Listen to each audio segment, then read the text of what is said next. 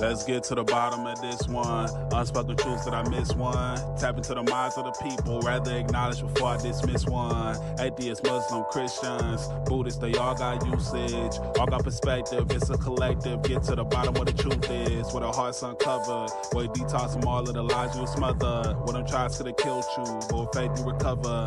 Yeah. Peel off the makeup, we finna take off. Never said it'd be a cakewalk. Meditate till we charged up. Execute goes regardless. Decalcify my pineal. Breaking language barriers, we saw millennials. Planets passing age rotations, down me we owe. So down me we know. Sometimes we can't be slow, that's why my ears open. Every drop you add could complete the ocean. Speak up, play your part too. Been vulnerable, it's so hard to.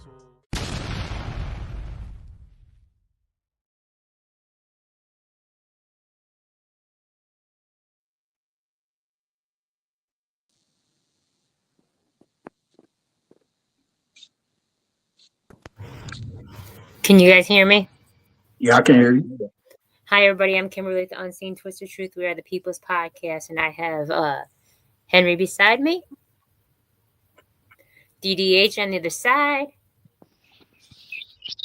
Juicy down below, Peace and love. Kendall. Hello. Then I have Miss Gilly. Hey. And then I have SGF Graham. Peace.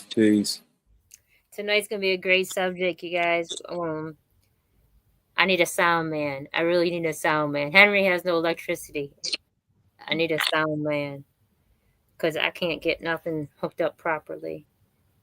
Anyways. Yeah, I couldn't answer your phone.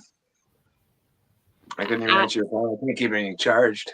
I know. I tried calling you. But it'll be worked out. Pretty soon we'll be face to face and we want to deal with this. Anyways, yes. We're going to talk tonight about red flags and why do we ignore them or dismiss them. Henry, you want to start it off or you want somebody else to when you come back? Oh, no, I'll start it off. Why the hell not? Red flags. Why do people ignore them? I don't know. There's a bunch of different reasons. I can't really pry out of my dad why he stayed with mom. It's back in the day, you said the best mother was any mother was better than no mother. And yeah, you're the weakest link on that one. Sadly, it caused a lot of damage. So I just using from personal experience, my dad ignoring red flags led to a lifetime of absolute misery. It's quite not over, but I don't know why. Love, loneliness, many different things. DDH. Yeah, I would have to piggyback and say maybe because of loneliness, or sometimes people just try to see past them, or they just, to them, it might not be as major than what it really is, or in reality. So, Juicy.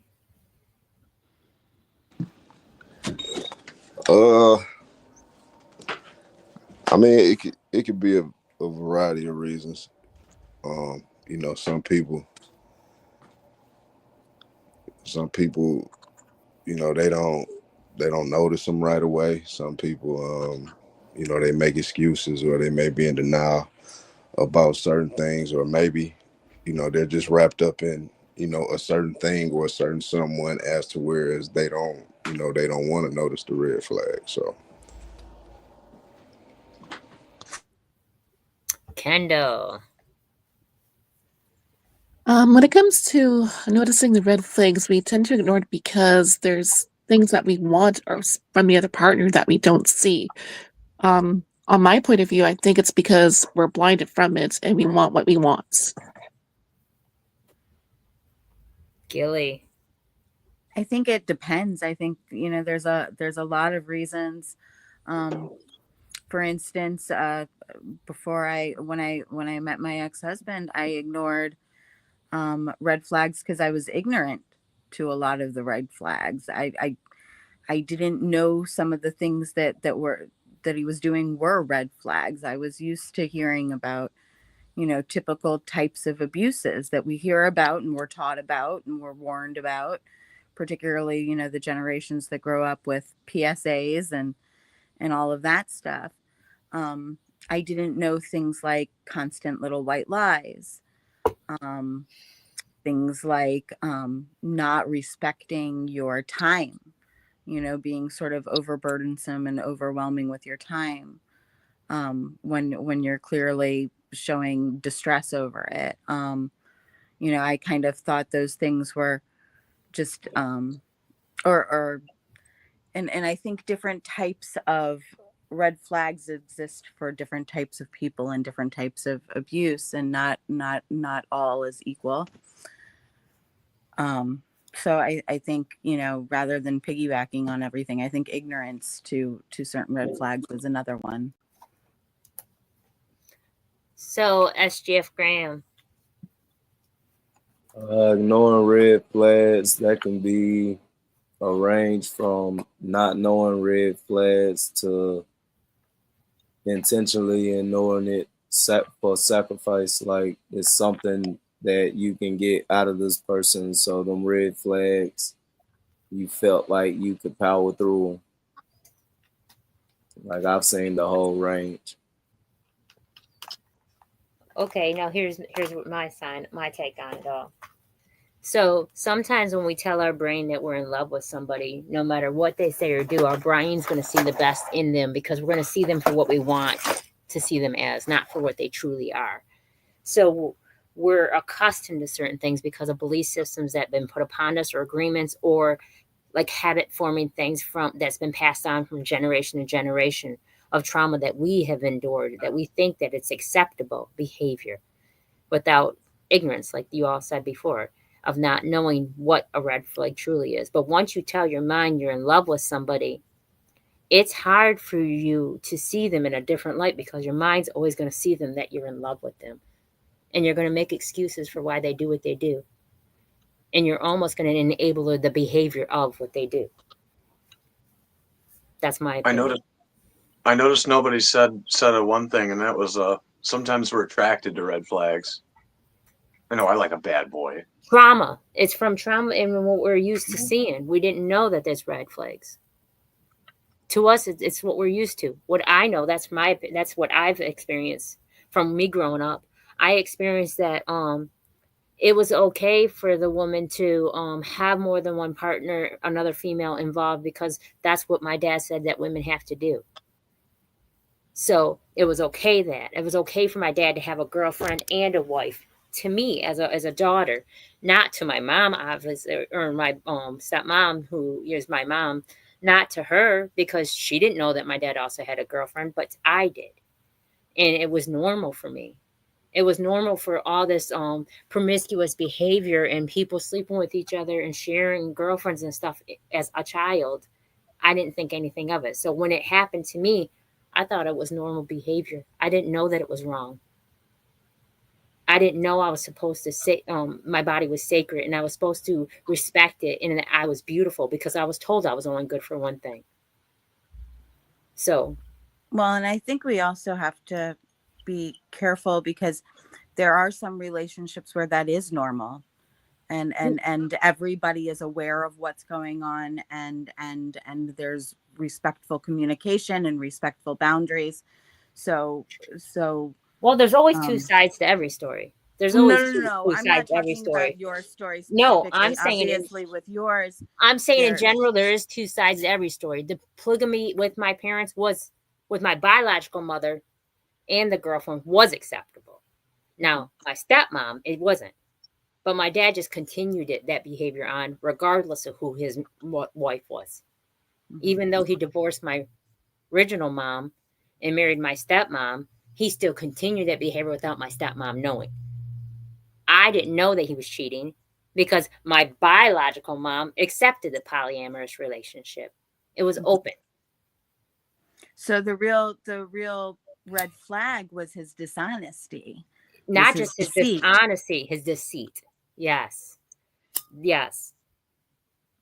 And to me, I didn't know the difference. So as a child, my stepmom is asking me where I was, and I said my dad's girlfriend's house, and she was like, no, you're not, you're lying to me.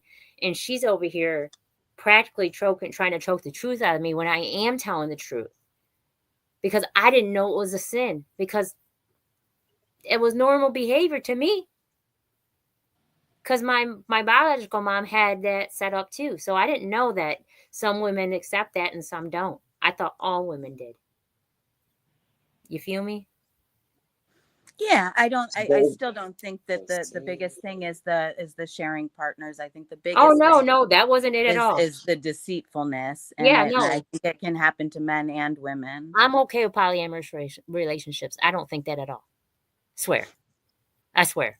I don't think that at all. It's not me. It was the deceit, but I, as a child, didn't know the difference. Because that and involving the children. I don't think that children have any business knowing about the sex lives of their parents. That's of not. course not. But it's gross. You can explain the number of parents. You gotta explain the number of parents, though, or else you're gonna have things like hidden girlfriends and boyfriends popping up all the time. That's not gonna be good. Yeah, well, I didn't know the difference, because to me it all seemed normal, because that's what's normal in my family, until I went somewhere and then it was talked about that no, that is not normal. You don't share your mate. Some do, some don't. And I didn't know that until I got a little older to know the difference. Henry, how can our parents, from how they were raised, affect us and cause red flags besides the deceit and stuff? I think there's a lot of reasons for that. I think there's a lot of old traditions that work for some and don't work for everybody. I think as we move forward and learn that there's not just one way to love, and these things can work, trying to force old traditions is really hard. I mean, hell, I'm a statistic on this. The divorce rate would suggest that not a lot of people, or maybe they are polyamorous and not talking about it. Because I think monogamy is a beautiful thing, and when it works, but it takes a lot of work. I think it takes a special kind of person. It's just there's multiple ways about going old thing. I think a lot of old ideals and traditions really fuck with things. DDH, without being too personal and hitting home, how does the not knowing the red flags from your parents' behaviors affect you as an adult? It causes trauma. So, like you the way that they red flags affect you, it'll cause you to pick up on maybe, some of the ways that one of your parents had, that the other parents should have saw a red flag in. And it can really cause you to be a certain way, just due from the trauma of experiencing those red flags with the parents. And so yeah, and I personally know that myself. So, Jewsby, normal behavior. Do you feel that is different than what you grew up to see?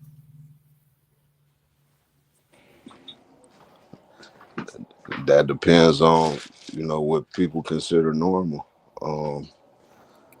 Socially, we may be exposed to things earlier than we should, as well as us seeing and witnessing things that, we shouldn't witness at all. And that kind of forms your norm per se. So,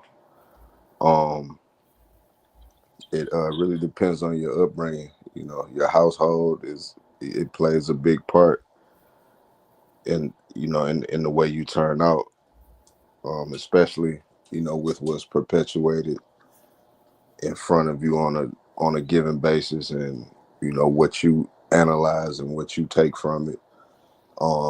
Some things being able to understand, other things not so much. So, in a sense, you really have to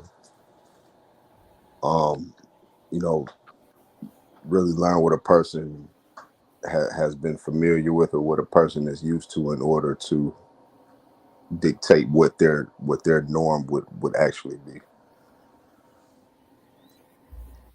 Kendra, do you think that not having proper love for yourself makes you dismiss red flags?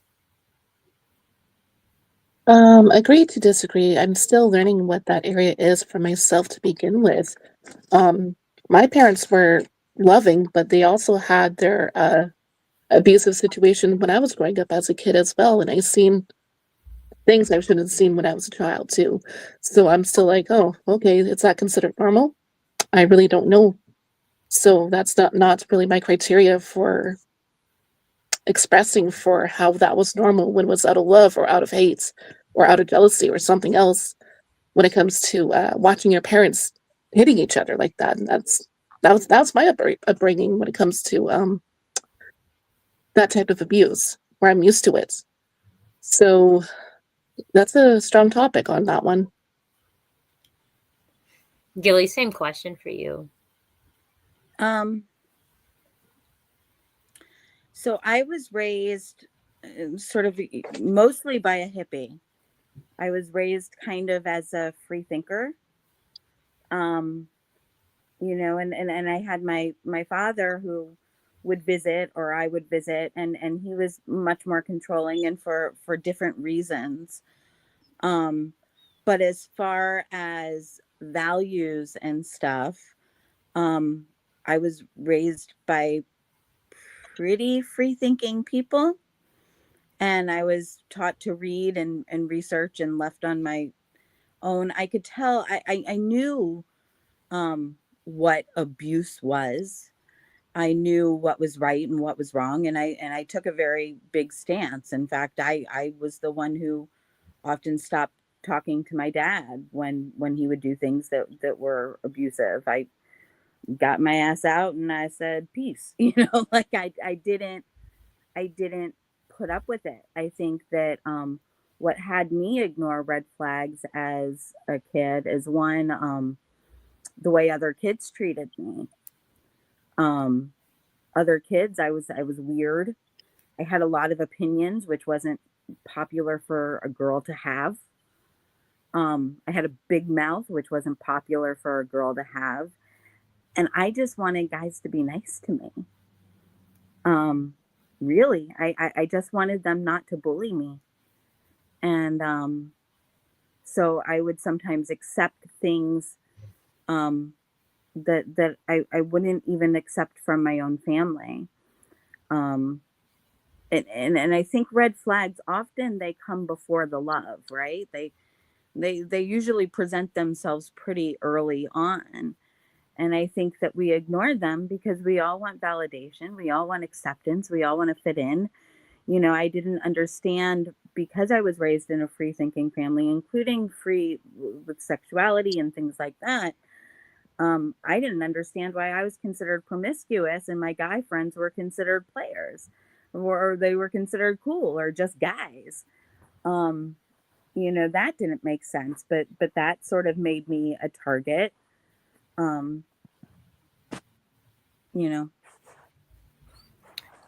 I don't always think that it has to come from a place of abuse. Even if there is an abuse, I still understood certain types of abuse.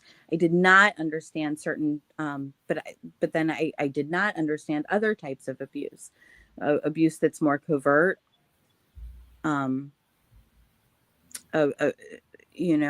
We talk about overt types of abuse. We talk about verbal abuse and sexual abuse and all of those things, but people don't talk about abuse with a smile. People don't talk about abuse with also taking care of you. And I think that's also another reason, is because sometimes we're put in situations where we love people who we see as very complex. And we want to understand them. I mean, if you're a feeler, that could be another reason. You want to give people the benefit of the doubt, and you want to be liked.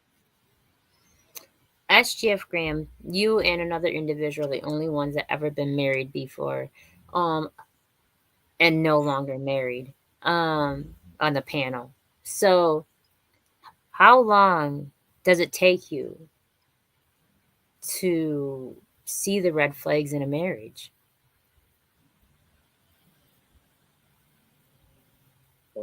Speaking for me, I saw red flags from day one, but I had a mission, and I thought I was going to be able to complete it. She had already had my first child, who turned 19 less than a month ago. I vowed I wasn't going to be like my real dad, and I was going to be there for my child no matter what. So I told her she stuck with me, but I already knew she wasn't the quality, but I just wanted to stick around. I wanted to try to be there until they was 18. That was my goal. And she got pregnant again, and I took her straight to the courthouse. It wasn't nothing pretty. it wasn't nothing fashionable or nothing. I had a goal, and that was to see my kids till they was 18, and of course it didn't happen, but well, not as being married to them on, but that was what I attempted. But I saw red flags from day one. I always see red flags from day one. My thing is, I think I'm better than them red flags. Like my arrogance of, I think I can overcome them red flags. I see it from day one. And I just think like, I see it. All right, I know what to do. And then it'd be something that I didn't see coming, or it'd be like, back to square one. Can I go to you, Henry? Yeah, I got a lot to say. Okay. Same question. Oh, you just want me to associate? You can ask me a question. That's great. This is a great panel. I want the same question for you. When you see red flags in a marriage, why do you stay for so long? There's such a multitude of reasons. It's kind of hard to. It's really personal. I don't think people examine what happened. I got really upset with a bunch of things in my marriage. It started going downhill. I saw those red flags immediately, but I was very lonely, and I was a very different person when I got married. And I was not healthy of mind or body. And even after all of that, I can see why I saw the green flags. Because a lot of people aren't just all red flags. Sometimes they're green flags. And the hardest thing for me to swallow during a lot of this shit is that sometimes we have to look at ourselves and ask ourselves if we are red flags. And you'd be surprised how many times you'd find, yes, maybe that is a red flag. It doesn't make you a bad person. Attributing red flag to people, what's the obvious ones? Severe drug use, alcoholism, violence. Like I said, sometimes we get attracted to those. Sometimes it's because we didn't get enough love for our parents, and we reach out, and it's situations like that. But as a married person who was married, I don't even know why I did in the first place. Now coming from a point, it didn't make any sense to me. I'm not necessarily a monogamous person myself. I didn't know that about myself. Perhaps that could have been a red flag. But it's a two-way street. You really got to examine things closely. Too many people jump into marriage. And my ending was not flashy either. Well, in a positive way. It was flashy, all right.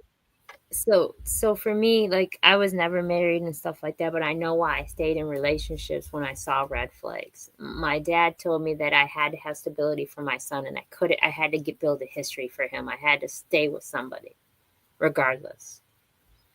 And the gentleman was so mentally abusive, yet catered and bought me things and took us on vacations and paid for everything. I didn't have to want for nothing. I was catered to.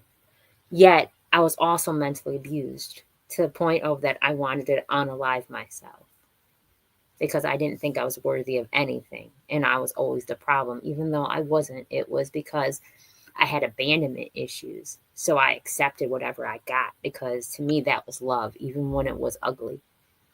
I didn't know the difference between healthy love and non-healthy love. I've only had one relationship where I felt like it could have been love and it didn't last long. So I don't even really know what real love felt like. I've never seen it, experienced it, nothing, not from my parents, not from any my friends' parents, nobody. I've never seen healthy anything. So I don't know what normal is. I think that it's a perception and it's based on the beholder. So I can't tell you in a society what normal is. I just know that I accepted things because I had abandonment issues, and any love was love to me, no matter even if it was not healthy. DDH, when you're in a toxic relationship and you know that you gotta go, do you think you stay for so long because you've seen your parents put up with so much stuff and you felt that that was just what men do? Yeah, that was why I did it for a long time, numerous times. Just stick it out. And it'll get better eventually. And it didn't get better or don't get better. I mean, some people can change uh, after so long and years. You got to tell yourself this just ain't gonna change, and say I tried. I gotta go. Change. That's important. DDH said there. Change is scary. Sometimes convenience, right? Yeah, Or it looks like convenience anyway. Don't want to be alone. Accept stuff because you don't want to be alone. Because nobody, it's hard to start over. It's hard to let somebody else in and take that chance of getting to know them all over again. It's hard starting over. Jewsby, just say anything. I don't even know what to ask you at this point because I really don't know much of you to ask you anything. Because if you ask me my perception of you, like you're so close to walking on water. So I don't know. You can't. I don't know nothing of you. Um, I mean, I have a lot of friends that are married, so um, I kind of see, how the ups and downs can affect both, both people that are involved. I understand that, locking in with someone and depending on them for virtually everything is a tall task for a lot of people. Um, and a lot of times people tend to bite off more than they can chew in a sense. So, um, it's a partnership as much as it is uh, a team effort. And I've seen people do it the right way, and I've also seen people go about it the wrong way and unite themselves with people for the wrong reasons. And um, in turn, it always tends to backfire. But when you find someone that's willing to work with you, that's willing to identify the flaws within themselves as well as the flaws that they see in you, and be there for you without without judgment, and without you know any sort of ridicule. um it helps the situation a lot more than it harms it. But marriage is a huge leap for me right now. So I'm just analyzing, and I'm just picking up certain things, and really learning the people that are around me, and what makes them tick, and whatever the cards hold for me, I'll play them as I see fit. But that's just my take.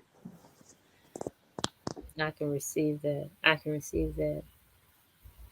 Kendall, do you see marriage in a beautiful light? Actually, yeah, I can see that. I'm hopeful for things like that. I'm a hopeless romantic myself, so when it comes to wanting something so badly that you just want the best for any type of outcome, no matter how crappy um, situations can be, you just want what's best for the person too. I could see that. Gilly, do you believe that people can change once if you start off in a rocky relationship, do you think that it can get better if you both work at it? Or do you think that once they started treating you crappy, they're just going to get comfortable treating you crappy? I think it depends on the person. I think it depends on the relationship and the goals that you have together. I think it depends on the support that you have around you, both of you have around you. I think there's a lot of factors for that to be a yes or no answer. But yes, I do. I think that marriages can come out of the gutter, but there are certain ones that can. I was married for 10 years. 3 years of it was trying to get out of it. Well, actually even more than that, but 3 years of it was legally trying to get out of it. And I will tell you that the type of person that I married, it was more dangerous leaving than it was staying in a lot of ways. I'm still dealing with the dangers. My children still deal with the dangers, and the consequences of me deciding to leave a marriage that was never going to get better. And so safety is sometimes a factor of why people stay. Financial dependence, lack of family support, and certain abusers are very good at isolating you, or smearing you and cutting off your support. Um, but I think that in a situation where you're not dealing with someone who um, is proud of the abuse, then yeah, if you have the proper support, sure, it can change. Is it worth changing? I think that's up to the two people to decide. I like that answer. I do too. It's probably really beneficial to start getting healthy of mind and trying to recognize those red flags before you get to the point where it gets to that. Some people are deceitful, especially upon first meeting them and stuff. I don't know. It just pays to be as sharp as you absolutely can. I can't, like I said, I couldn't. I thought back when I got married, and I'm just not. It's not something I would do. It's not something I'm cut out for. I just did it because societally people said that's what you do. It's normal or whatever. I thought it's a band-aid for how abnormal I felt, when in reality, feeling abnormal is the answer. How long did you stay in it? My marriage. Mm-hmm. It's 7 years, magic 7-year itch. Some results may vary, but Yeah. yeah, 7-year itch. I was together with 9 years though. I spent 2 years before, but like I said, there's green flags too. Whether you can hate someone wholeheartedly and still love things about them, which is a scary prospect, and that will fuck you up really bad. Do you think that the reason why you had the attachment was from a trauma bond of not being accepted in life and feeling like that was the only one that got you, kind of? I suppose. It's just my directive changed. I wanted to be with somebody so bad. I wanted to have friends and everything. And now at this point in my life, I am begging people to be homeless. I'm so overwhelmed trying to deal with all your bullshit that you consider normal. Leave me alone. And then people are like, no, you can't do that. So it's like gaslighting. It's like, I've had enough. You guys are all crazy. And then they're like, oh, no, you can't do that. What do you mean? I'm going to burn all my money to keep warm. Oh, we don't want to burn money. You got to change it. And it just keeps. Normal's fucked up. It just is. When people say it's normal. But that doesn't mean you can have a bad. I know people who have wonderful marriages. It's just something you really gotta, like everything else we talk about on the mental health, you gotta be of sound mind to make sound decisions. It doesn't matter what you're doing. Do you Well, believe you people have to have out? a sound life too. You Do have you? to have the supports. You have to have a means of supporting yourself. You have to, I mean, at the point at which I had to leave, I had some children that were in therapy, physical therapy, occupational therapy, speech therapy, mental health therapy, like several times a week. I had some children who saw neurologists and sleep specialists. I had some children who had to go to other, had arthritis and had to go to a rheumatologist several times, and have regular blood tests. And I was the sole one who was doing all those things. And doing all those things, I would teach art classes or tutor kids or sell things when I could. And I made everything that I could for my kids. But the reality is when I left, we were kind of up shit's creek. In a real way. He had spent, when he knew I wanted to leave, when he knew the counseling wasn't changing things and I wanted to leave, a smear campaign began. I didn't have neighbors I could talk to. I didn't have family I could talk to. A lot of my friends didn't want to deal with it because he's scary. And unfortunately, he didn't do the type of abuse that you can hold somebody legally responsible for.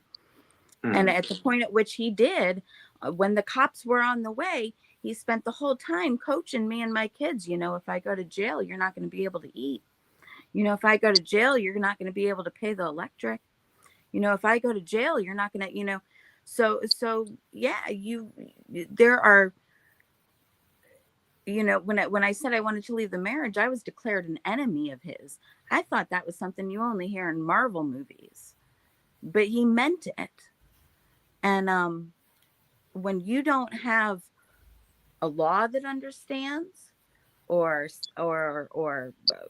places set up that understand, or that have the funding for the type of support that somebody like that needs, and you don't have family anymore, and your neighbors all think you're crazy, what you gonna do? There is no planning. There is no coming up with a better way. And leaving anyway means that to this day, I left him in 2015. I am still dealing with the consequences. And that has dictated, before I married him, I had never been in a relationship longer than a year. My average was 6 months. And I was like, peace. I didn't stay. I often attracted abusive or toxic relationships, but I didn't stay. Not everybody stays because they feel bad or they have abandonment issues. There are some real life consequences that sometimes people deal with, and there are children that will have to deal with those. And I don't think people talk about that enough. So Children. SGF Graham, I was wondering, do people outgrow? Do you think people outgrow each other? Do you think that people change from the person you started off with? They're no longer that towards the end? Yes. I definitely agree with that wholeheartedly. So in your situation, was it someone else that you married compared to the person that you end up having to leave? Oh no, she wasn't. She was nothing at the beginning. Well, it was strictly because of the kids. Like I said, I saw red flags straight from the beginning. It was like, I just thought I was stronger than that. I thought that I could overcome that and show my real dad, haha, I'm better than you. Whatever, it didn't work out. So no, that wouldn't be my story. Okay. Kendall, what were you saying?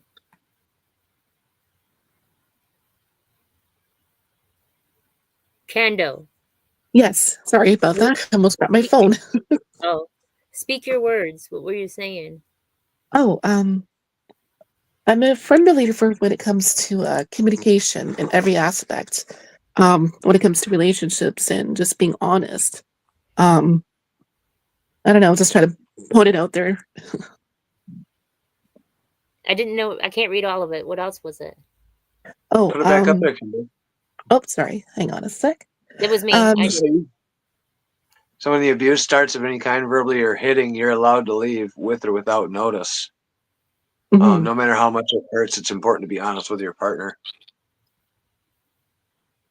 That part. That's honesty true. part. But sometimes, even though there's different forms of abuse, and it doesn't have to always be hitting. So sometimes you don't realize the abuse is abuse because you don't properly love yourself enough to have those healthy boundaries that you respect yourself, let alone expect somebody else to respect you, because you don't realize it's abuse. I was in that situation for like 5 years, not knowing that it was abuse. And it wasn't just abuse to me, it was abuse to my son too. And what drew the line is when my son asked him that he wanted to be his dad. He's like, my son was 10 when we met him. And by 14, my son says, I want, you're the only thing I have for a dad. I want you to be my dad. And he said, I'll never be your dad. You're not my son. You'll never be my son. And I was just like, okay, that's huge for me.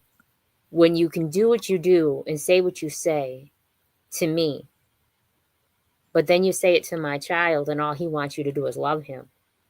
And you tell him that you will never love him like that and don't remember saying it, not because you're drinking, just because you were mad or whatever the case may be. No drugs, no drinking was involved. This was a sound person that said that and didn't remember saying it after they said it to a 14-year-old. And that's when I knew that I wasn't going to do this much longer. And I didn't stick around much longer after that. That's when I knew I had to go, because not only was it just now affecting me though, but we had a little family, because I got pregnant by him, but ended up having to have a miscarriage have an abortion because it was in my tubes. And he had an 8-year-old daughter that I raised for 4 years, going on 5 years, and she called me mom. She didn't have a mom. I did everything as if it was my daughter. Even when I left him, I continued with her and kept her with me. I took her along with the relationship when I left it. But yet, I can tolerate so much because I watered myself down. But when it starts coming to affect my child and all he wants is love from you, that's when I knew I couldn't stay. But at first, I didn't know it was abuse. And it wasn't just because of abandonment issues. I didn't know abuse. I didn't know that was the signs of abuse. I didn't know that that's what that was. I had no clue. So I tolerated stuff without knowing what I was tolerating. And that's just my story. But then I went into another relationship that wasn't even healthy after that, neither, for 9 years. And I was an enabler. And I loved him more than he loved himself. And that's when I knew I didn't even love me. Because you can't love somebody enough for the both of you. It just don't work that way. And it was a great friendship, and that's all it was. That's my story, though. Anybody else want to talk about their stories? Abuse is fucked up, right? So I remember my mom, once I was 13 and I cracked my first Milwaukee's Best, she realized I was an alcoholic too. And then she like kind of split the family up, and she used my brother and my alcoholism to not only draw us in, but to like talk shit about dad and fucking just she is a horrible abuser. And to this day, after everything, I watch a movie sometimes and I'm like, man, mom would have liked that movie. I wish I could have watched that with her. You're crazy. What part of your No. brain does that? Listen to this, DDH. Who was the No. worst abuser in your family? Was it your mom or your dad? And think about it hard. I once thought it was my mom. It was actually my father. And It was your my mom dad. was an alcoholic, right? Yeah, she was alcoholic. Was your dad an alcoholic? No, they were the exact opposites. He was a minister. He was a minister. Well, my But dad he ain't no minister. but He he was socially abused. but he was the abuser to you, mostly. Yeah. That's crazy. That's wild. Crazy. So many different situations. And we tend to pick those traits up without even realizing that we're picking up traits of our family, of our parents and whatnot, and what we've seen in our life, and take those on.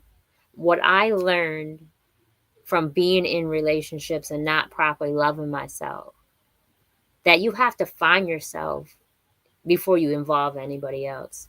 You have to realize that you are okay with being alone before you can ever jump into another situationship. And I also learned that that's a person too, and you can never forget that that's a person, because that's what people tend to do. Everything tends to become habit forming, and they just become routine, and then it becomes like a piece of furniture, and you forget that that is also a person at the end of the day that you were friends with at one time. Oh my God, And I agree. I know this dude who used to beat the living shit out of his little brother, right? And I mean, like, tie him to trees so that when you move an arm, it would tighten around the neck, like just the worst kind of like military torture knots you ever could think of, right? Absolute, and just leave him out there in the woods, right? And this person, I watched him shoot the brother with the fucking BB guns and belittle them for being gay. And I remember, just calling him gay, shit like that, and just beating him for hours. I remember they'd play a game called Get Up. The abuser would kick the little brother to the ground and say, "Get up," right? And then they'd try to get up and I'd kick him in the fucking face again. That was me. I was the abuser. You know what fucking sucks is because I didn't even realize Joey's face, when I was doing it. I was so mad about my mom torturing us in the house that it felt almost like drugs to injure and beat and watch the abuse, the repercussions pour out of their face. And I really got off on it and I really enjoyed it. And you know why I was doing that shit?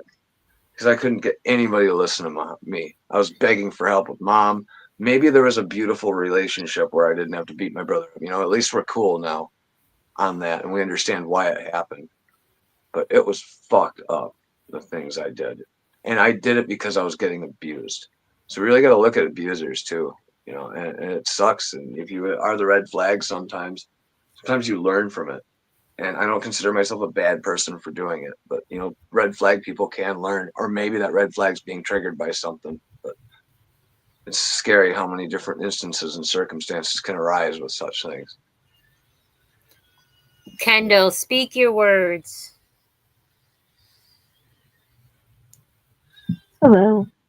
So when it comes to being a narcissist, what's the difference between being verbally abusive and you keep saying sorry and over again, but you keep doing the same thing and asking for forgiveness, but they do it all over again?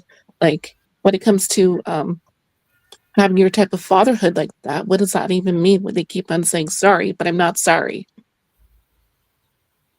So sometimes sorry is a key, and it's not, the sorry's not for you, it's mostly for them. And that's just their way of saying, get over it, it's okay. And they definitely will say, I'll never do it again. But 9 times out of 10, they're going to continue doing it again because you allowed it once. I'm telling you this from being beat by my son's father. If you allow it one time and they say they're sorry and they'll never do it again, that's a lie. I promise you.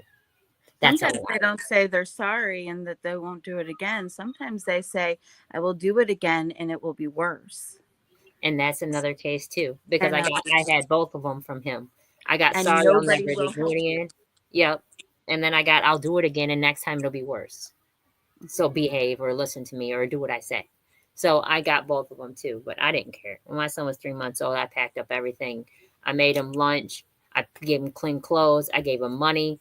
I bought him a Father's Day gift, cigarettes, everything, and packed it all up in a nice little thing and took it all to his aunt's house and knocked on the door and said, anything he ever came for me for, I am giving him now. He don't need nothing from me from here out, and tell him never come see me again. And I meant it, and I was done. And that's the last straw. And my son was 3 months old, and I wasn't doing it no more. And I didn't. That's awesome. And the thing is that I went to the counselors I went to the experts. I went to the domestic violence places. I went all the places. I did all the things. I was not able to go to work at all at that point. I had kids who literally needed me to take them to appointments on a regular basis, and with 4 kids, it's a lot of appointments. And I had been a stay-at-home mom for quite some time. One of the things that experts say is that, you know, during a divorce, one of the best things that you can do for a child is to try to keep some sort of normalcy, right? Some sort of routine. I had been a homeschooling mom for quite some time with them. That was their normal. My littles, that was all they knew. And I still left. The problem is that my family decided they were going to sell my house. And that began a very, very long, hard leaving process. That little bit of security, not having family, not having neighbors, having to move with my kids to unfamiliar places. That, I think that sometimes community is a huge thing. Family is a huge thing. Security, financial stability, or support. Those are all huge components of the success rate of people leaving. It's also a statistic that the most dangerous time in an abusive relationship is when you are leaving it. Because that abuser, depending on that, I mean, there are different types of abusers, right? There are people who abuse for all reasons, and I don't think that everybody who abuses will remain abusive. You know, Henry, you told your story. That really hit home because I think about my kids, and the dynamic that's developed, and the fact that I am powerless at this point through the law to do anything. The problem is that everybody looks for bruises, right? Everybody looks for some sort of sexual abuse, some sort of physical abuse. I promise you, I have been thankful the few times because those are the times that I've been able to get help. The real killers are financial abuse, social abuse, legal abuse. You think about immigration abuse, blackmail. Did I mention, psychological abuse? Those are the components that make it so dangerous. Gaslighting, taking away somebody's reality so that they no longer know what's true and what's not. Are they good? Are they bad? I mean, you spend enough time with a narcissist, and we love to throw around the word narcissist. And narcissism, like a lot of isms, is a spectrum, right? But we love to throw that word around. The reality is, though, there are not that many narcissists. And when you have truly been with one, you understand the dangers. They do not give up. Like I said, I left 2015. It has changed the relationships that I've had since then because it undermined, if your own family abandoned you, and of course, a lot of that had to do with a smear campaign and a family dynamic that already existed. But if your own family won't come to your aid, how do you even hold your head up and say, I'm a good person? People are going to be looking at you like you're the red flag, right? If for some reason he's able to work through the system to legally get your kids, people don't look at moms who lose their kids as good people. They assume that they were the abusive one, despite all the history that shows different, that shows that the health of the kids was better, that shows that the mental health of the children were better, that shows that they had more healthy social outlets and outlets to experience both families and both parents. You said community. Yes, community is Community. huge, but How it's do you go not. about? How do we Go go ahead. about doing that? You got to start listening to kids. I'll tell you this: friend I of have a court huge is not story. community. Henry, before you go too far, I have a huge story. So don't get in too deep, and then we can go back to yours. I But I have won't. I a won't. huge story. I won't. Friend And it of court is not has to do with community. community. So I don't want to go too far off of that. You got to assume I'm going to go off on a tangent, but I'm not surprised. Friend of court is not community. We need to improve relations within our community and start listening to children to actually make things happen. If we minimize these things going to court where it's just all about money and not listening to people, things would really change. But we're very The court has disestablished to now. allow the evidence. I had DCF evidence. I had pediatrician evidence. I had therapist evidence. I had evidence from the kids who were willing to speak, and the judge would not allow them to because they thought that I was being bitter and angry. Listen to this story real quick. My son's father lost his mom when he was young, when my son was in my stomach.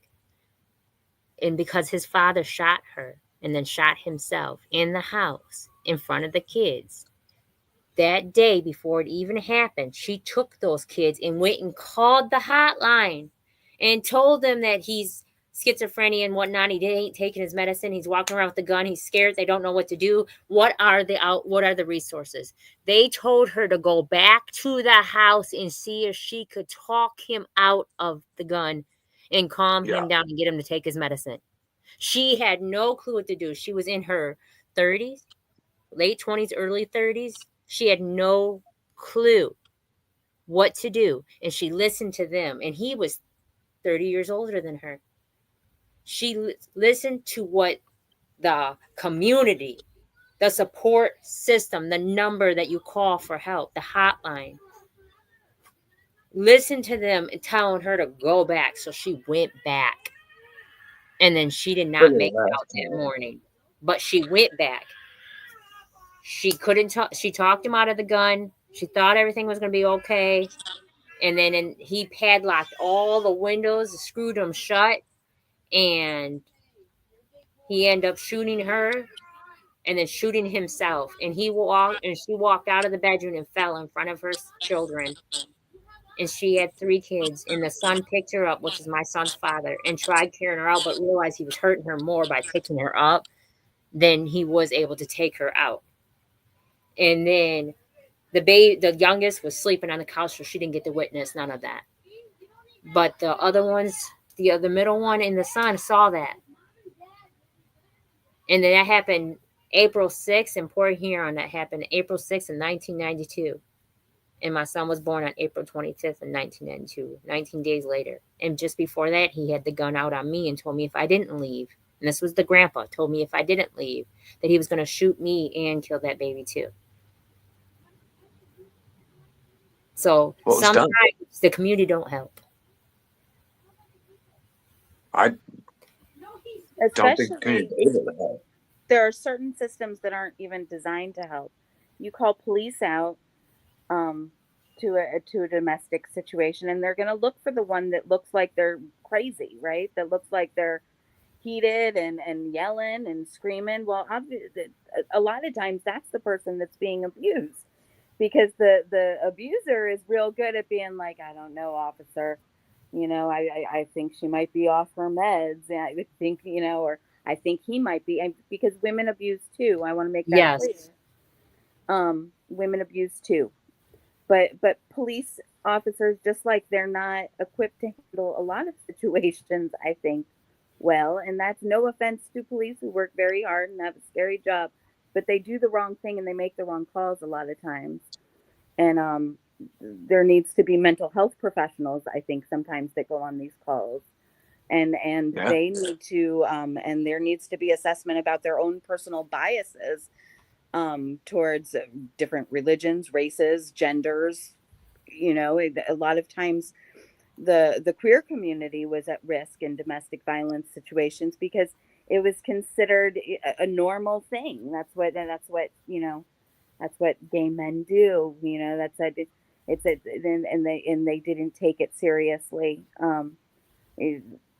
I think that when there's racial bias that can come into play when police are called. So they're the first ones to handle it, right?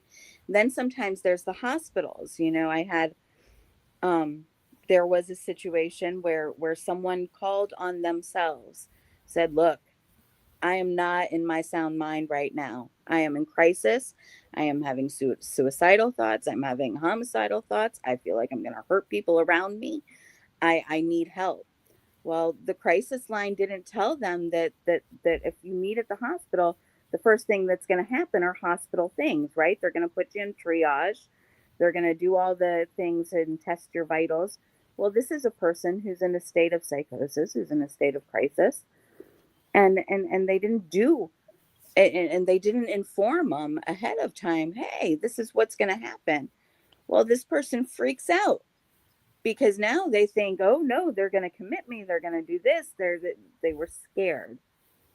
And the hospital thought that the way to handle it was bowing up.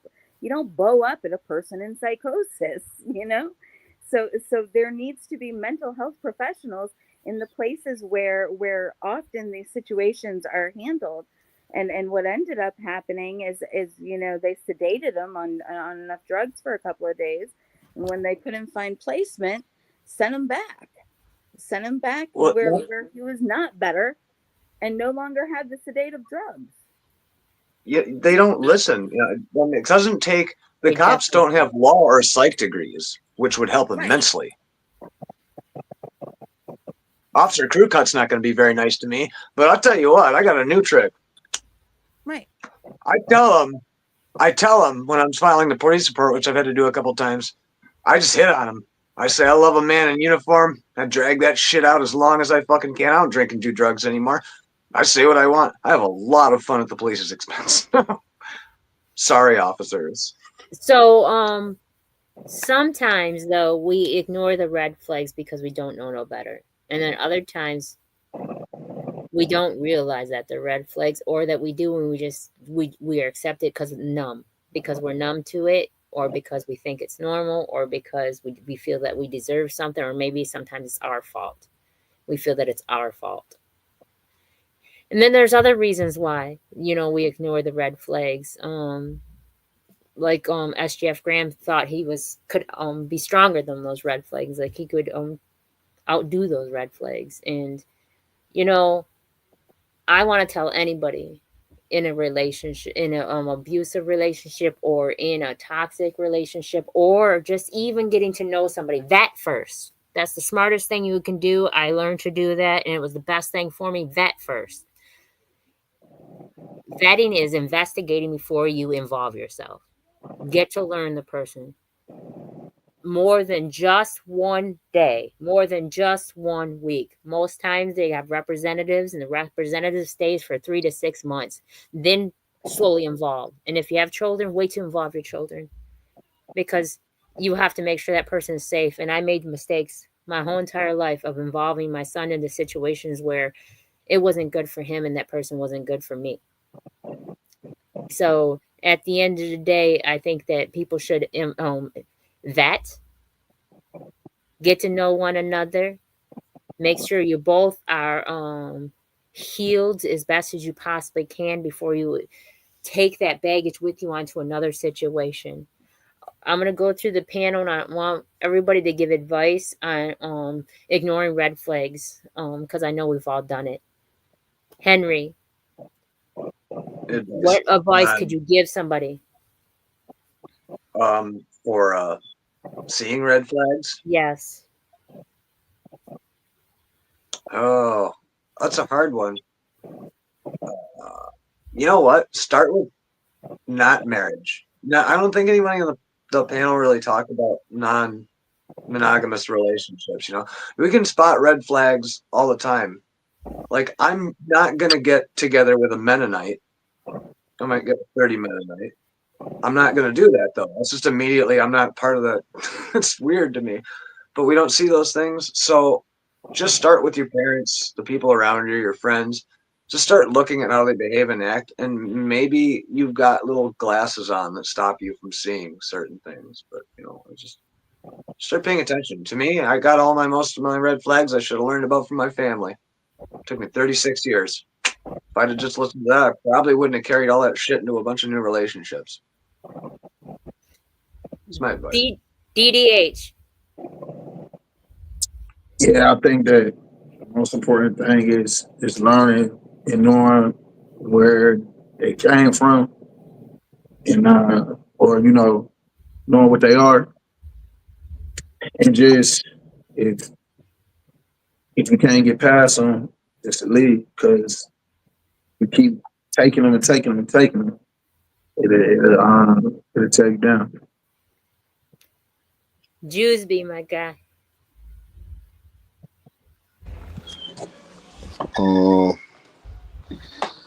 I would probably say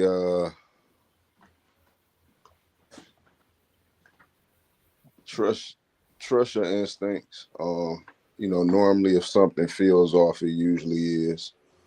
Your intuition usually picks up on these things, way before your conscious mind will ever pick up on them. So just trust your instincts, and communication is key. If you're seeing any red flags or if you're having any concerns, don't hesitate to communicate these things. Open and honest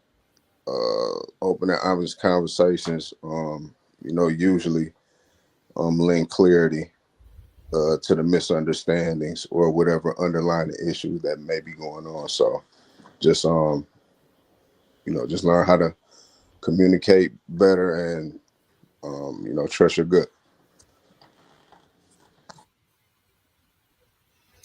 Kendall, my beautiful love soul. Oh, here's a good one. Trust your intuition when you get to know someone. Ask them a bunch of questions and just see how they react towards you. Keep an eye out for manipulation behavior, which is important to know as well. I don't know who's after Kendall. I think Gilly. I'm going to take a little bit of a different take on this. My best advice that I can give is when somebody tells you that they're being abused and they can't get out and they need help, listen, because the reality is not everybody is ignoring red flags. Sometimes people are staying where they are because there is no other choice. And the law doesn't treat us all the same. The court systems do not treat us all the same. Community does not judge us all the same. I mean, Jeffrey Dahmer wouldn't have had so many victims had things been listened to. There was a boy who got outside, and people didn't listen. So when people are telling you they're in trouble, and people are telling you they need help, and people are telling you, no, I cannot do it because I have tried, listen to them. Don't ignore the red flags that people are bringing to you, because just because you were able to do it doesn't mean everybody is. That's what I would say. Okay. SGF Graham. Know thyself, know what you stand for, and stand on it. Have healthy boundaries. Don't water them down for anybody. There's nothing wrong with healthy boundaries. And I need to say a few things, and I want to share something beautiful with you guys. I want to say to Gilly, I'm proud of you for having your finally letting your voice be heard. I'm honored, appreciative, and I'm extremely proud of you. I muted your mic just because it's that feedback, but I love you to pieces, and I'm proud of you. And keep standing tall and strong, and your voice matters. And you're not alone no more. You have a family right here. So I have a special treat. I hope you guys can hear this. So SGF Graham did his verse, and then Juicy's about to do his verse for Unseen Twisted Truths full song. And then Henry's about to do his guitar over it, because Henry and I are connecting as of this coming weekend. So I'm going to get into this, and everybody enjoy this part. This is SGF Graham's his verse to it. Welcome, you know who you with. You with Miss Kimberly and the Unseen Twisted Truth Squad. Yeah, pick your energy up. So kick your feet back, put your thinking cap on, and let's learn something. Yeah. go. We about to have a good conversation. Yeah, let's go. We about to have a good conversation. Yeah, let's go. Listen. Yeah. Aim in the fit so you see in the mirror. Play with your focus and watch it get clear. Polish your crown, turn it up if you wear it. You live in the root, release what you fearing. And watch it all rise, the righteous will hear it. They calling us twisted, I'm not even caring. Because it's unseen, the mind is too barren. They won't even heal it, they pass it to cheering. We over here healing, conversing and listening. Know that the truth isn't always appealing, but end it with healing and find your beginning. Frequency positive, what you receive. Perception is up to you, what you believe in. What you retrieving, mentally speaking. Life that they breathing, no words from a heathen. Don't know it all, but together undefeated. Conversation, rather want it, you need it. Come fill up your tank before it's depleted. Don't care if you calling on Allah or Jesus. Buddha or Christian, not being facetious. Come to the trial with the students and teachers. All got a voice, we the ears that'll listen. We the ears that'll listen. We the ears that'll listen. Conversation, rather want it, you need it. Come fill up your tank before it's depleted. Don't care if you calling on Allah or Jesus. Buddha or Christian, not being facetious. Come to the trial with the students and teachers. All got a voice, we the ears that'll listen. We the ears that'll listen. We the ears that'll listen. Hey, you got something to say? Leave a comment, chime in, listen, because we listen. We all got something to say. This your time, let's shine. Unseen twisted. Yeah, yeah.